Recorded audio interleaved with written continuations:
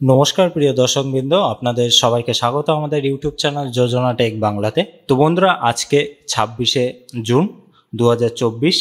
তো আজকে রাত্রে ওয়েদার কেমন থাকতে পারে এবং ইতিমধ্যে কিন্তু দক্ষিণবঙ্গে বৃষ্টি হচ্ছে না, তো বৃষ্টি কবে নাগাদ হতে পারে, তো সেই সংক্রান্ত বিষয়ে কিন্তু আমরা বিস্তারিতভাবে জানার চেষ্টা করব।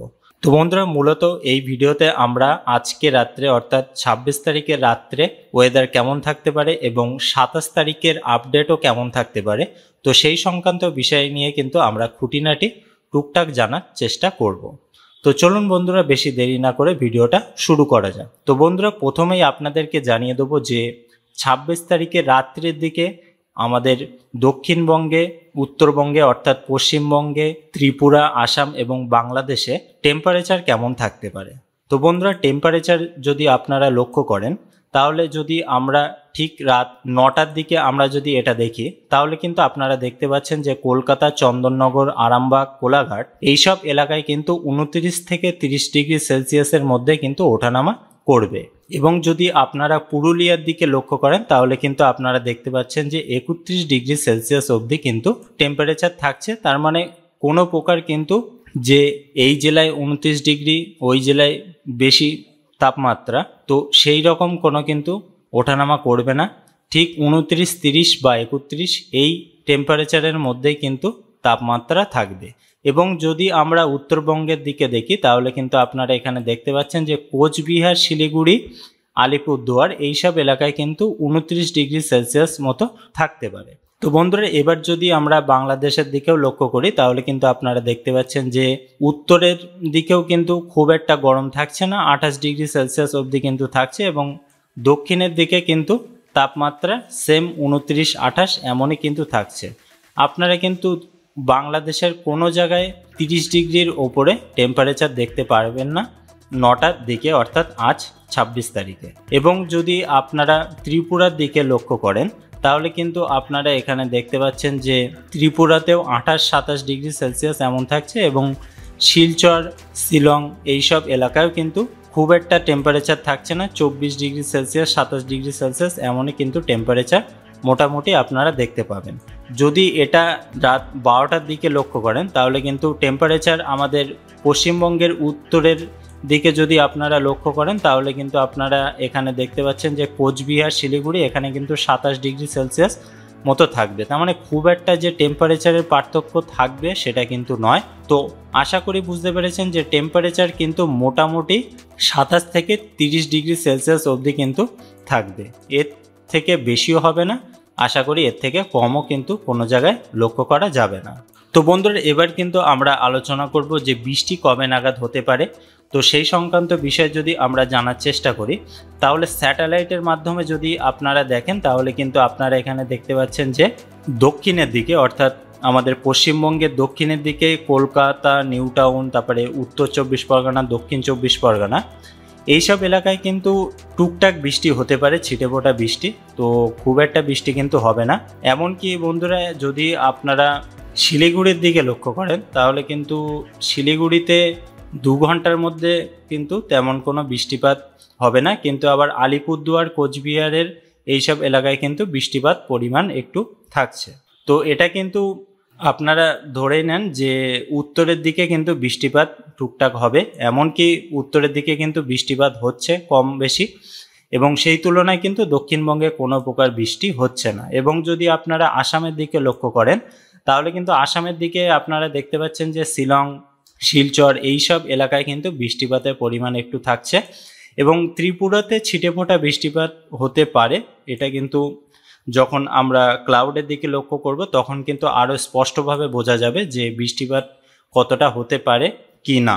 যদি আপনারা বাংলাদেশের দিকে লক্ষ্য করেন, তাহলে কিন্তু বাংলাদেশের দিকেও টুকটাক বৃষ্টিপাত হতে পারে, তেমন কিন্তু কোনো সতর্কতা দেওয়া হয়নি। খুলনায় আপনারা দেখতে পাচ্ছেন যে হালকা পরিমাণ হয়তো বৃষ্টিপাত হতে পারে।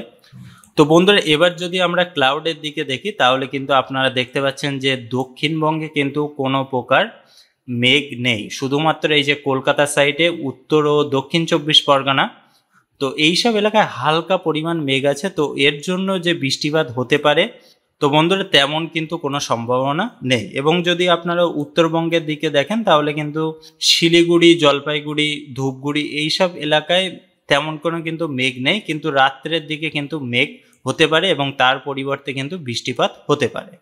এবং বাংলাদেশের দিকেও কিন্তু তেমন কিছু নেই, কিন্তু শুধুমাত্র এখানে আপনারা দেখতে পাচ্ছেন যে সিলেটের দিকে হালকা পরিমাণ মেঘ আছে এবং আসামের শিলচরের দিকেও কিন্তু মেঘ আছে। এবং আপনারা যদি ত্রিপুরার দিকে লক্ষ্য করেন তাহলে কিন্তু ত্রিপুরাতেও তেমন কোনো মেঘের সম্ভাবনা দেখা দিচ্ছে না। তো আমরা যদি এটা প্লে করে দেখি তাহলে কিন্তু আপনারা বুঝতে পারবেন।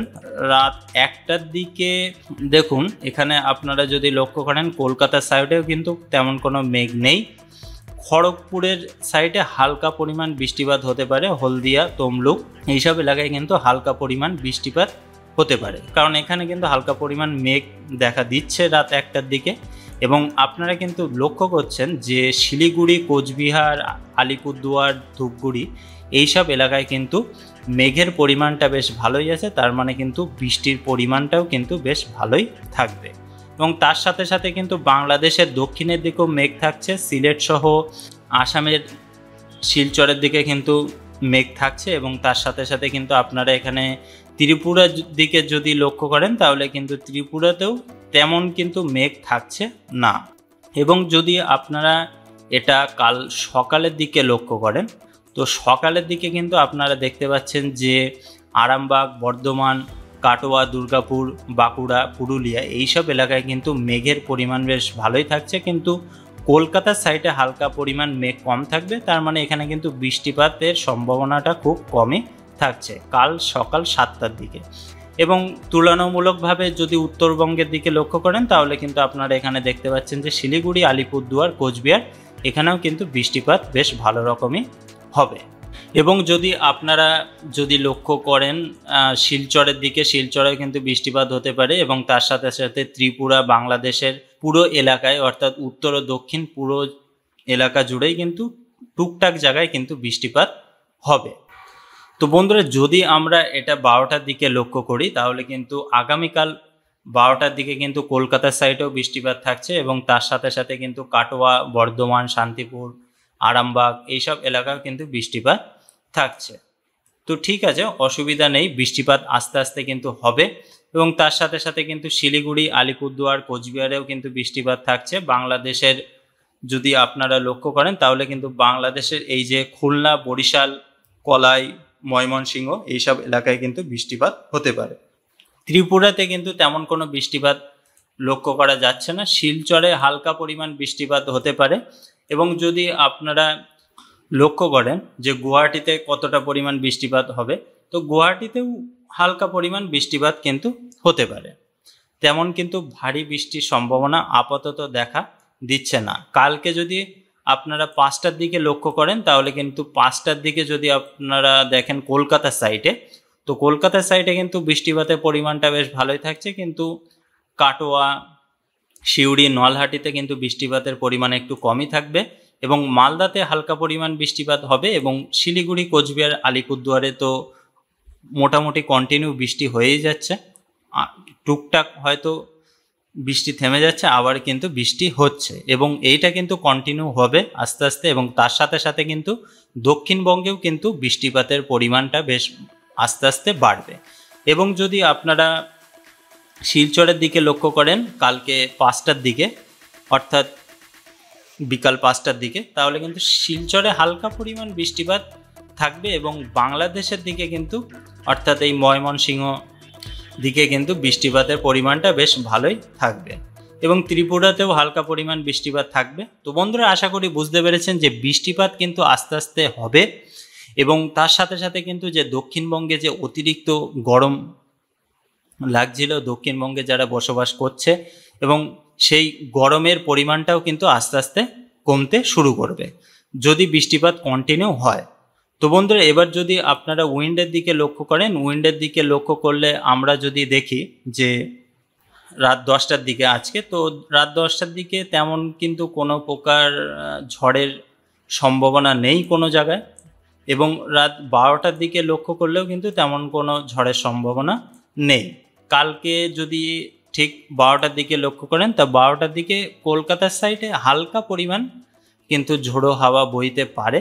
তো তেমন কোনো বিষয় নেই এখানে, কিন্তু আপনারা দেখতেই পাচ্ছেন যে 18 কিলোমিটার পার আওয়ারে বেগে কিন্তু হাওয়া হবে। তো এটা কিন্তু নর্মালি হয় সব জায়গায় প্রায় টুকটাক।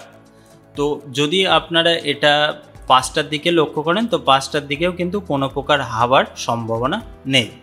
তো আশা করি বুঝতে পেরেছেন যে ওয়েদার কেমন হতে পারে এবং বৃষ্টিপাত কবে নাগাদ হতে পারে।